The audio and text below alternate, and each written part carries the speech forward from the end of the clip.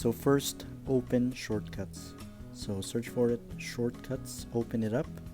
You hit the plus button up top, hit add action, search for open app.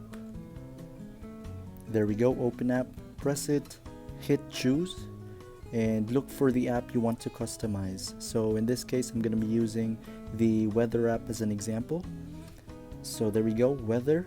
Then you hit the three dots on top, hit add to home screen, hit the little icon next to new shortcut, choose photo, and I'm going to be picking this photo, hit choose, and I'm going to rename it to weather.